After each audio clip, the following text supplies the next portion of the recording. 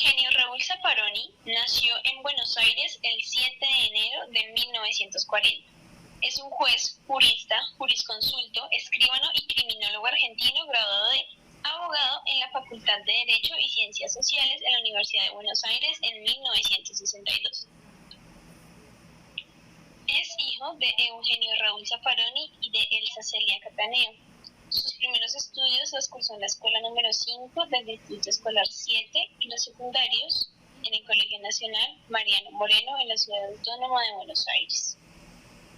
Fue graduado en la Universidad de Buenos Aires a los 21 años. Zaffaroni se destacó en la criminología y el derecho penal a partir de la publicación de su obra Teoría del Delito en 1973. En ella realizó un aporte original a la teoría del delito desde la concepción penalista. Esta la difundió en América Latina y en Argentina. La amplió con sus libros Manual de Derecho Penal, Tratado de Derecho Penal General y Derecho Penal. Obtuvo un doctorado en Ciencias Jurídicas y Sociales en la Universidad Nacional del Litoral en 1964. En el área doctrinaria se destacó por sus aportes a la teoría del delito desde la concepción finalista.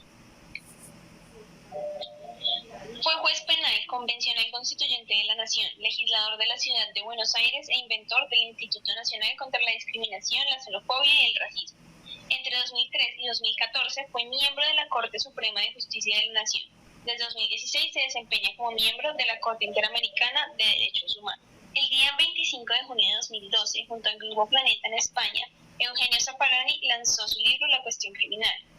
En la primera entrega, el juez de la Corte Suprema anunció su intención de, por un lado, analizar lo que nos dicen los académicos, los medios y los muertos, y por otro, insistir en la necesaria prudencia con la que debe usarse el poder represivo. Esta obra surge con el propósito de poner a disposición del lector no especializado elementos fundamentales para lograr un acercamiento y comprensión de la cuestión criminal, mediante la recopilación de las publicaciones efectuadas por el autor en el diario Página 12, extrayendo el contenido sustantivo de su libro anterior, La Palabra de los Muertos.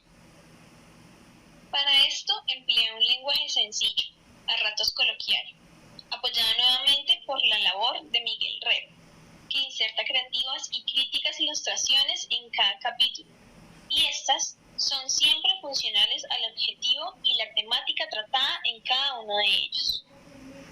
Sin embargo, este se encuentra lejos de ser un mero libro ilustrativo, pues a través de sus páginas se puede recorrer gran parte de la historia del pensamiento criminológico, el cual ha sido explicado de manera grata y amable por el autor, permitiendo un entendimiento directo de complejas teorías desarrolladas desde tiempos antiguos.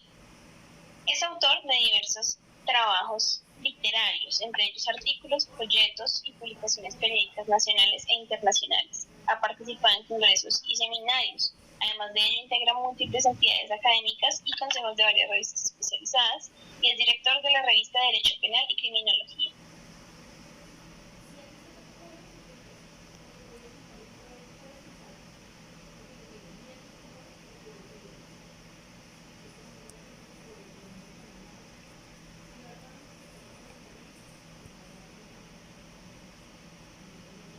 Vamos a proceder a hacer un breve recuento de algunos de los capítulos del libro La Cuestión Criminal. En el primer capítulo vamos a hablar de la academia, los medios y los muertos. En este capítulo Zaffaroni hace una aproximación a lo que dicen tanto la academia, los medios y los muertos sobre la cuestión criminal. Se habla de la cuestión criminal como un problema local. Las soluciones pasan por condenar a uno u otro personaje o institución, pero siempre hablando de un problema local, nacional, provincial y a veces casi municipal. Pocos se dan cuenta de que se trata de una cuestión mundial en la que se está jugando el meollo más profundo de la forma futura de convivencia e incluso quizá del destino mismo de la humanidad en los próximos años, que puede no estar exento de errores fatales e irreversibles. No estamos ante fenómenos únicamente locales, nacionales, provinciales ni municipales, sino ante problemas que podemos resolver solo en parte en esos niveles, porque integran un entramado mundial. Todo esto se da en ámbitos mundiales. Si no comprendemos ese entramado mundial, siempre se moverán mal las piezas y se perderá partida tras partida. Se debe hacer el mayor esfuerzo por impedirlo, porque en el fondo se juega una encrucijada civilizatoria, una opción de supervivencia, de tolerancia, de coexistencia humana, de desarrollo. Hay un mundo que el común de las personas no conoce, que se desarrolla en las universidades, en los institutos de investigación, en las asociaciones internacionales, regionales y mundiales. También se desarrolla en los foros y en los posgrados. Tiene inmensa literatura, inmensos estudios, alcanza proporciones inimaginables, de tal dimensión que nadie puede manejarlas individualmente, debe hacerse en una colectividad. Este mundo es el mundo de los criminólogos y los penalistas.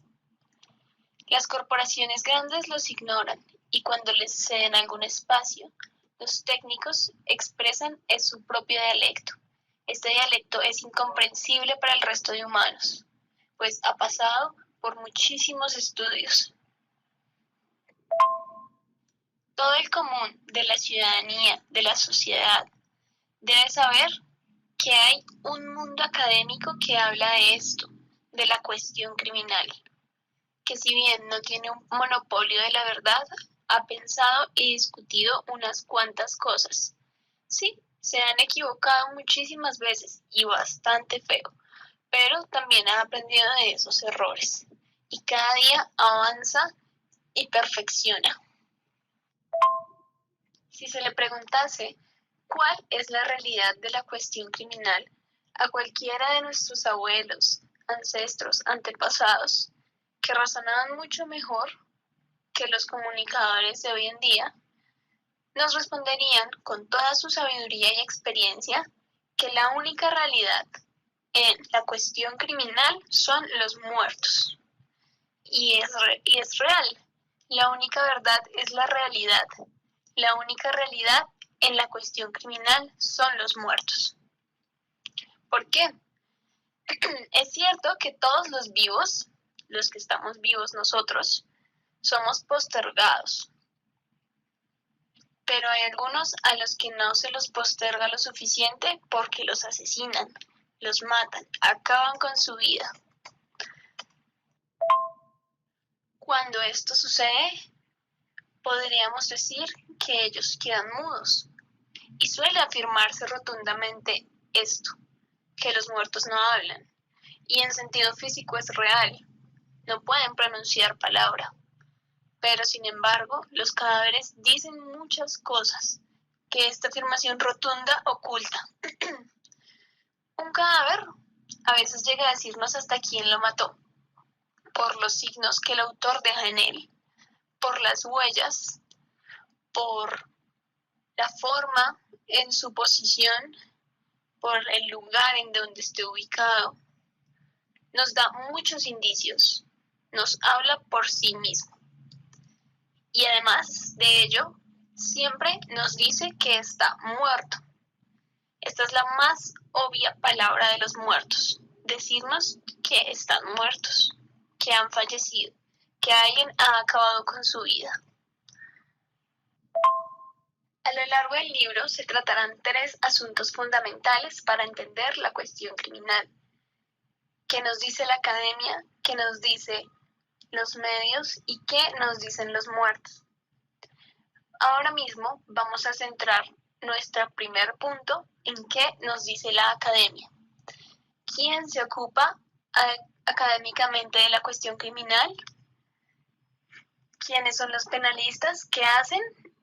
Ante todo, los penalistas son juristas, abogados.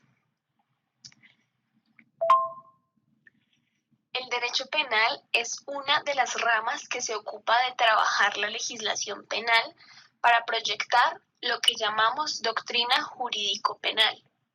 O sea, para proyectar la forma en que los tribunales deben resolver los casos de manera ordenada, no contradictoria.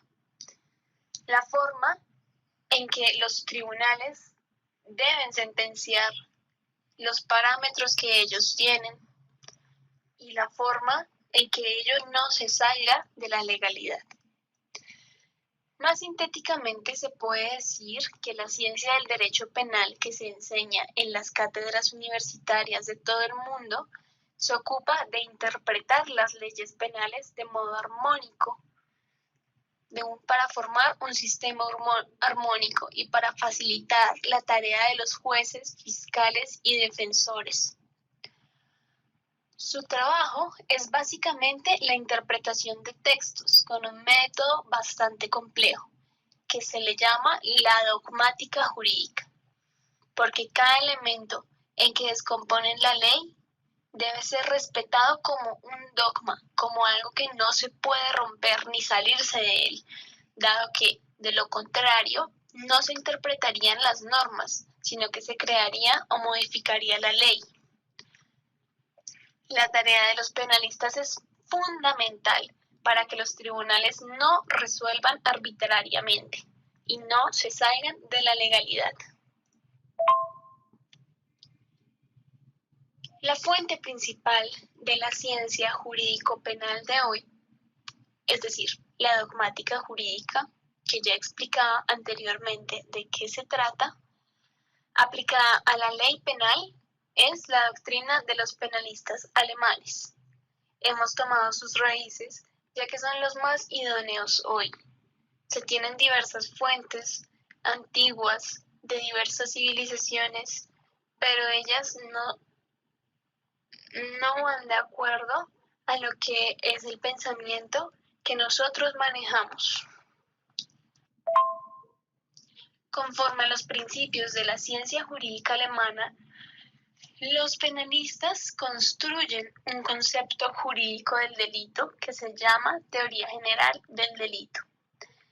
En general, se trata de un orden prioritario conceptual que establece frente a una conducta si ella es o no es delictiva en miras a una sentencia.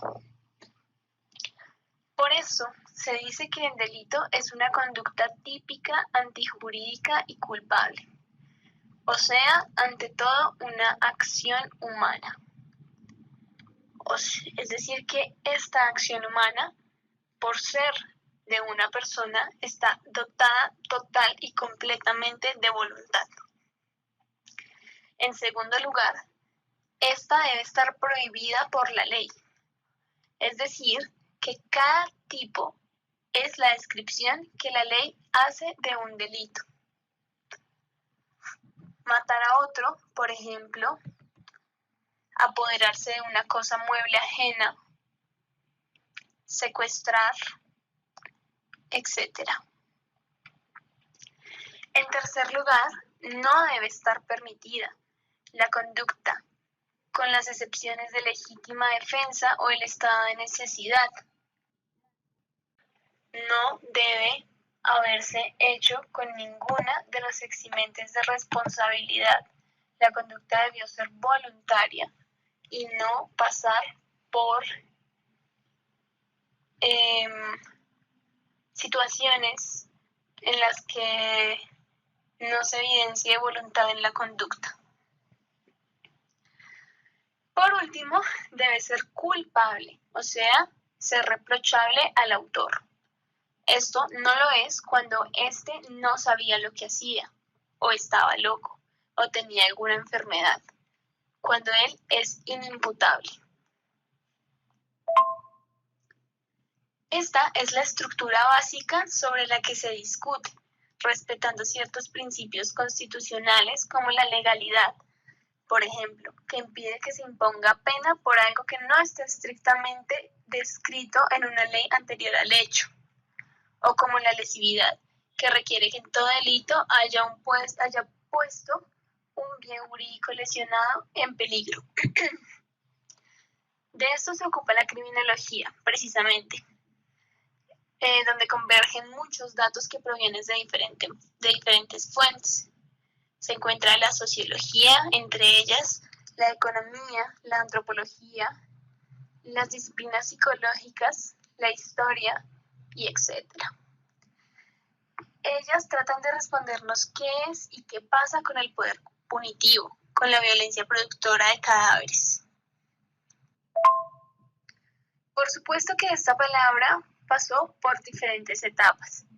Primero se preguntó por las causas del delito. A ello lo llamó criminología etiológica. Y trataron de responderlo a los demonólogos, los juristas y filósofos, y hasta los médicos, psicólogos y sociólogos. Mucho más recientemente se advirtió que el poder punitivo también era causa del delito, y pasó a analizarlo, a cuestionarlo, con diferente intensidad crítica. El poder punitivo y la verticalización social. En este capítulo 2, Zaffaroni nos expone que el ser humano es un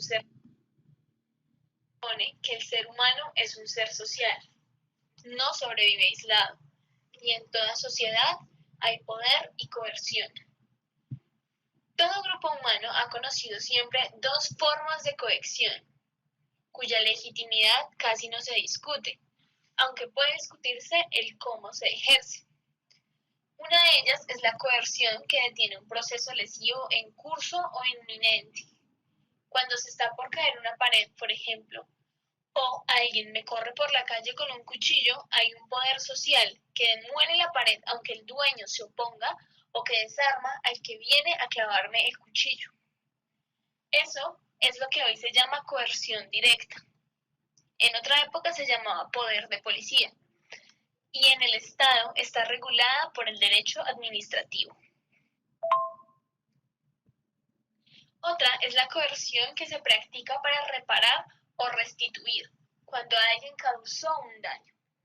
Esta es hoy propia del derecho civil y de otras ramas del derecho. Las dos formas de coerción antes referidas resuelven los conflictos. Una porque evita el daño, otra porque lo repara. La característica del poder punitivo es, pues, la confiscación de la víctima, o sea que es un modelo que no resuelve el conflicto porque una de las partes, el lesionado, está por definición excluido de la decisión. Lo punitivo no resuelve el conflicto, sino que lo cuelga, como una prenda que se seca del lavarropas y se tiende en la soga hasta que seque. Encerramos al agresor un tiempo y lo soltamos cuando el conflicto se secó.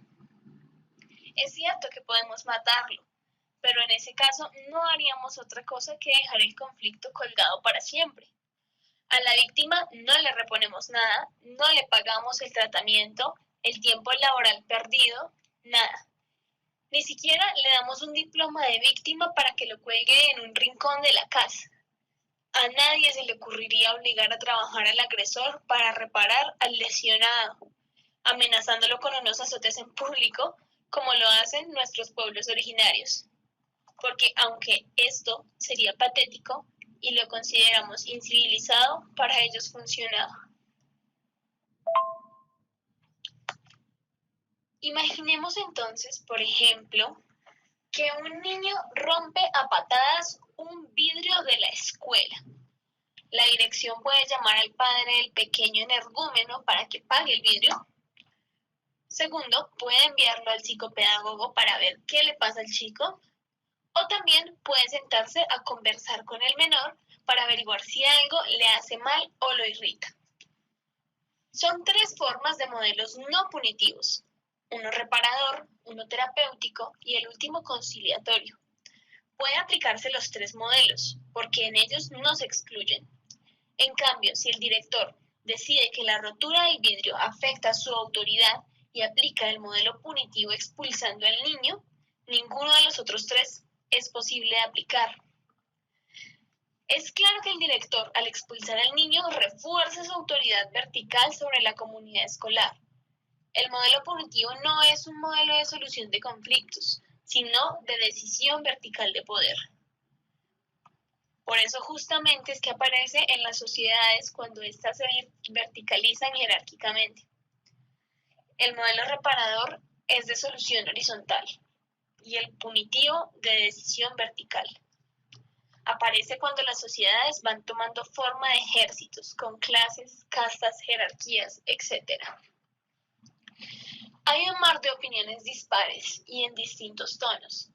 Hay que matar todos, hay que dejar actuar a la policía para que dé palos, hay que aplicar el talión, hay que tener buenas cárceles para resocializar, hay que atender a los factores sociales, no hay que atenderlos porque no todos los pobres delinquen, no solo los pobres delinquen, y un larguísimo etcétera en el que podríamos quedarnos horas y horas mencionando.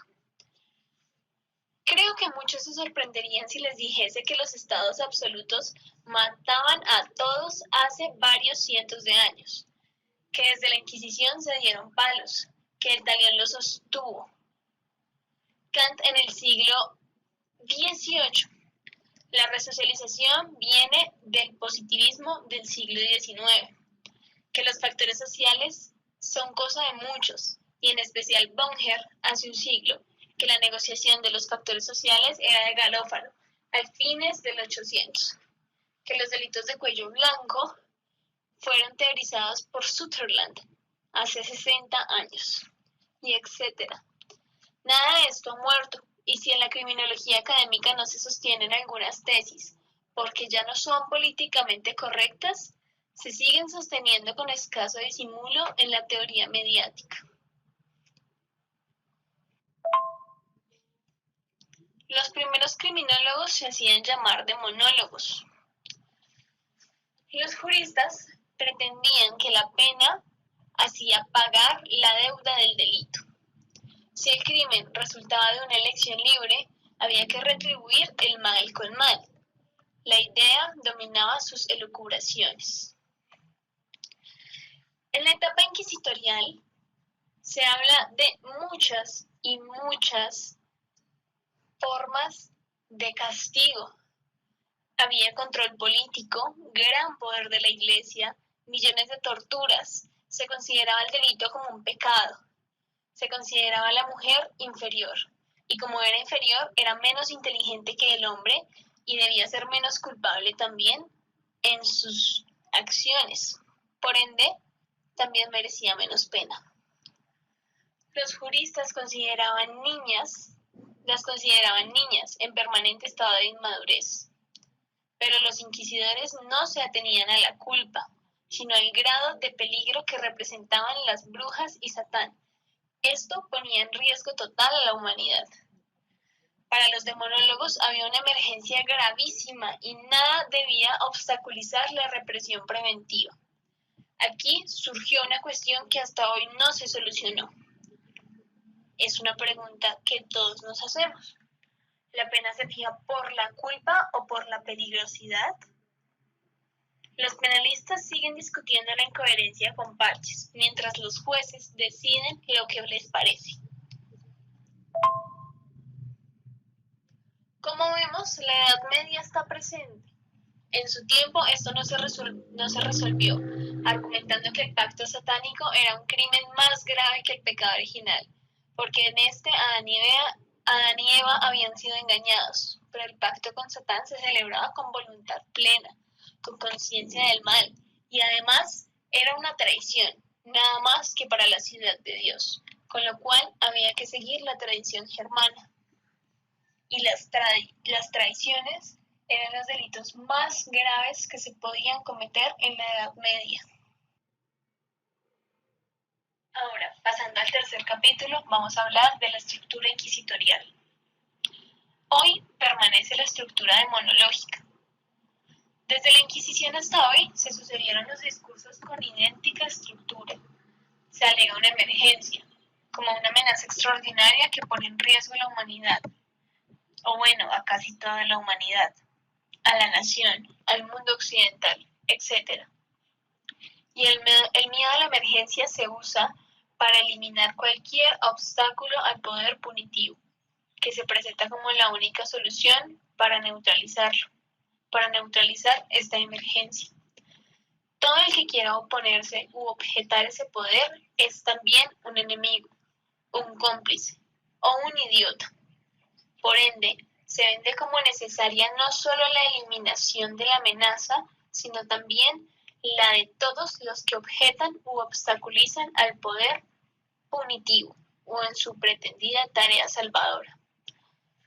Por supuesto que el poder punitivo no se dedica a eliminar el peligro de la emergencia, sino a verticalizar más el poder social. La emergencia es solo el elemento discursivo legítimamente de su desenfreno. Esto se verifica a lo largo de unos 800 años de sucesivas emergencias, algunas de las cuales implicaban cierto peligro real, pero nunca el poder punitivo eliminó ninguno de esos peligros. Ha pasado el alcoholismo, pero este sigue haciendo estragos. Las drogas que se expanden cada día más. La sífilis que se resolvió con la penicilina. La tuberculosis resuelta con la estreptosimina. Los herejes hicieron sus iglesias nacionales. La degeneración de la especie y el peligro de las razas inferiores pasó a ser una gran mentira. Cuando eran reales, desaparecieron por otros medios, o permanecen y hasta se amplían. Pero a lo largo de 800 años jamás el poder punitivo eliminó un solo riesgo real. Esto es un inmenso engaño, una tremenda estafa, y el poder punitivo, al proyectarse en la opinión de las personas como el remedio para todo, no es más que el máximo delito de propaganda desleal de nuestra civilización.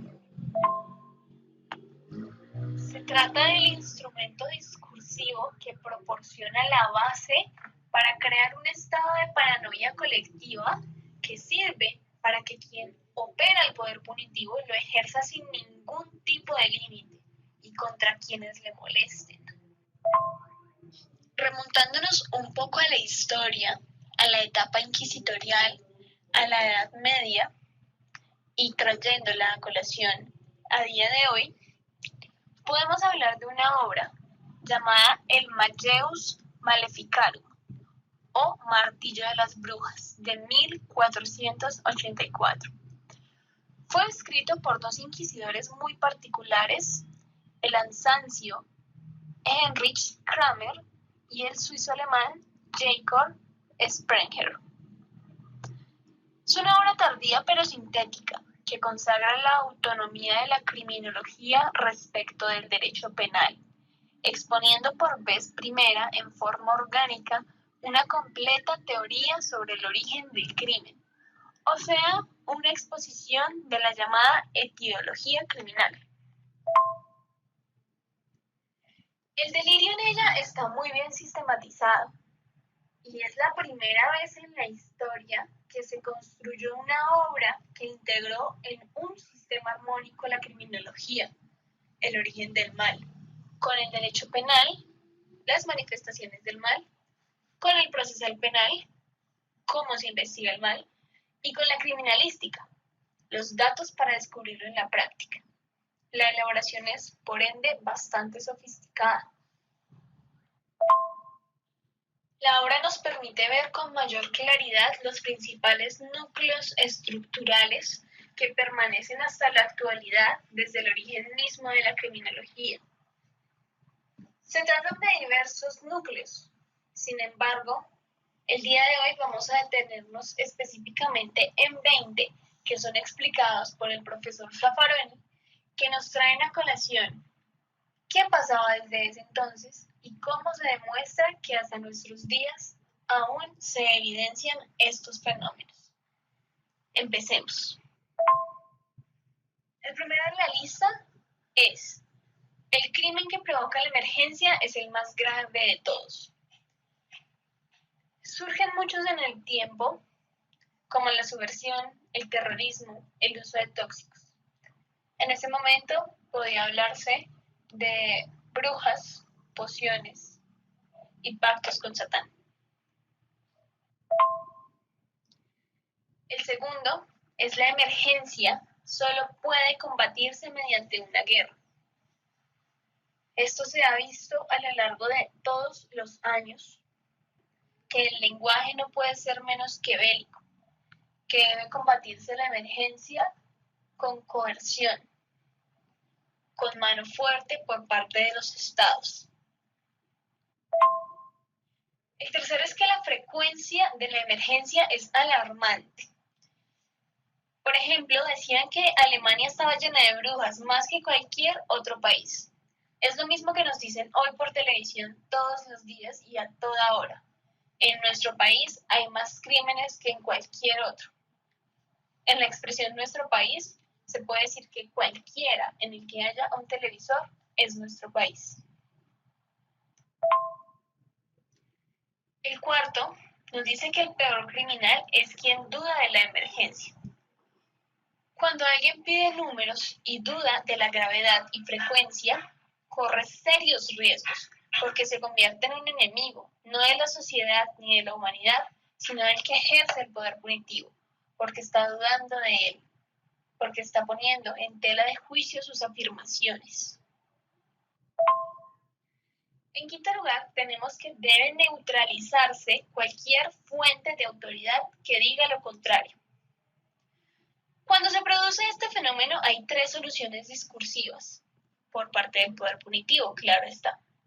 La fuente es falsa, es verdadera pero se refiere a otra cosa, o se la interpreta mal.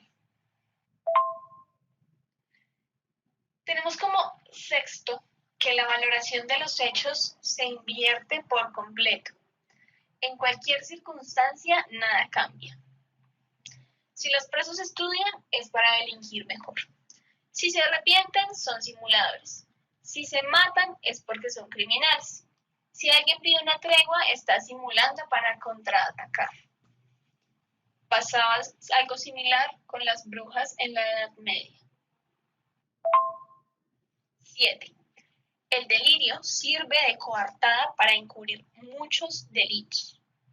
Por ejemplo, si en esa época un cura estaba observando el pene de un confesante, era porque trataba de convencerlo de que no lo había perdido por obra de un encantamiento.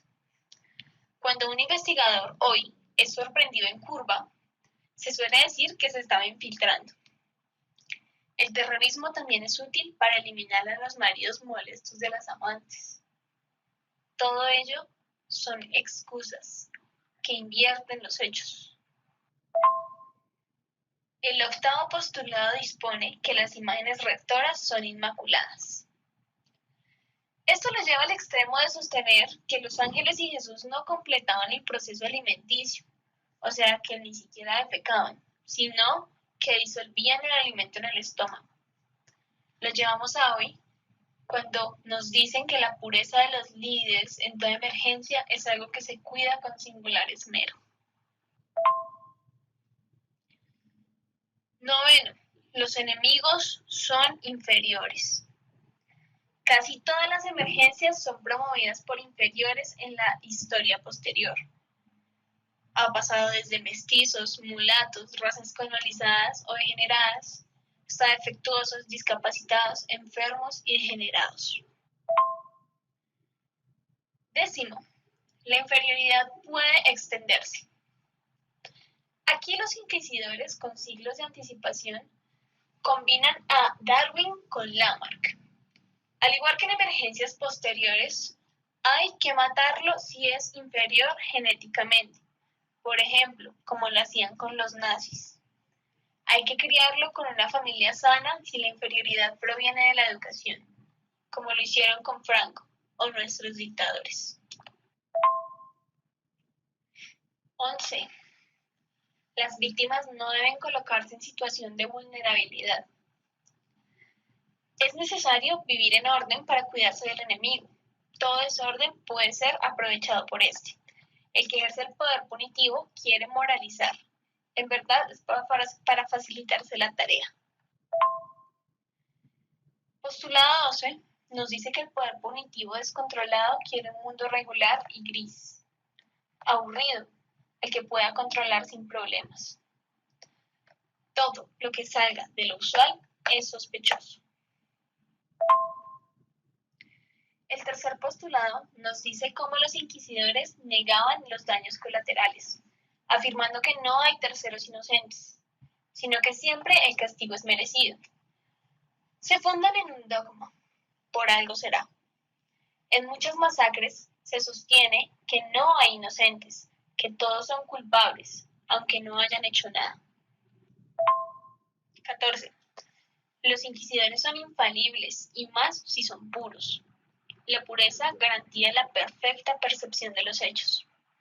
Esto es lo que pasa con los grandes empresarios de masacres. Son los únicos puros que ven claro. Por eso hay que seguirlos y no discutirles. 15.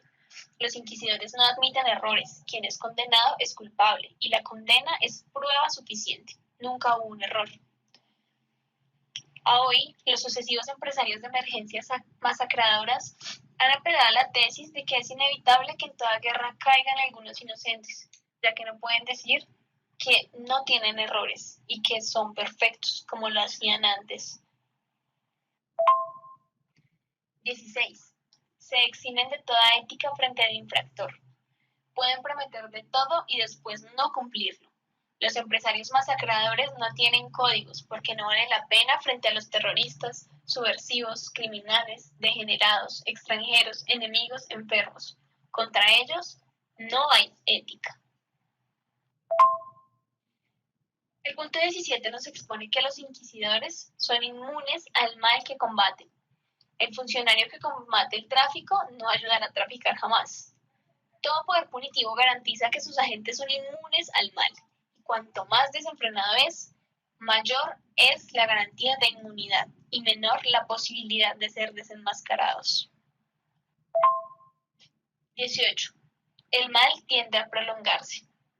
Siempre el mal se prolonga y el razonamiento lleva a exigir por eso su erradicación total y absoluta. La masacre debe ser radical y definitiva. 19. La creencia en el poder de las brujas era un prejuicio de la época. Así como hoy vemos cuántos prejuicios hay frente a ciertas acciones o personas. 20 y último. El Mayeus garantiza la reproducción de la clientela. A la mujer no se la torturaba para que confesase, sino para que revelase los nombres de sus cómplices, y la mera mención de un solo nombre, dado bajo la tortura, autorizaba a torturar también a la persona mencionada por la mujer. Esta es, en su mayor síntesis, la estructura fundacional del poder punitivo ilimitado, trabajado durante 200 años y sintetizado tardíamente por el Mayeus en 1494. Pero que hasta hoy se ha mantenido en todas las fabricaciones de emergencias que se hicieron en los 6 siglos posteriores. El Mayeus es una obra tardía porque el siglo siguiente a su aparición se consolidaron las monarquías y con algunas de ellas las iglesias nacionales. La Inquisición papal tuvo que ponerse las pilas para cuidar que los adeptos a estas iglesias nacionales no sublevasen la parte que quedaba bajo su control, por lo cual dejó un poco de lado a las mujeres y se ocupó de quemar reformados. Finalmente, les haré una conclusión de lo que pudimos determinar de la lectura de estos capítulos del libro a grandes rasgos. Como conclusión, tenemos que, en efecto, vimos que había una contradicción entre la pena limitada por el reproche de culpabilidad, fundada en la elección del infractor, donde se le cobra su culpa. Esto es propio de los juristas glosadores y posglosadores, y la peligrosidad sostenida por los demonólogos, pues los primeros no podían justificar las penas máximas a las mujeres porque ellas eran menos inteligentes, por ende deberían ser menos culpables. Es interesante observar que hasta hoy en el derecho penal se discute si la pena se fija por la culpabilidad o por la peligrosidad. Lo más frecuente en la legislación comparada es que se prevea fijar la pena según la culpabilidad, pero que los peligrosos o enemigos se los deje a merced de las medidas administrativas de seguridad. Así pues, verificamos que no estamos hablando de historia en el sentido más usual del término, sino que en el presente, una vez más confirmamos que la Edad Media no termina, se encuentra hoy vigente. Eso ha sido todo por el día de hoy. Espero haya sido de su agrado la explicación, la presentación de estos 3 capítulos y de un poco de la vida de lo que fue Eugenio Zaffaroni y nos encontramos en otra ocasión.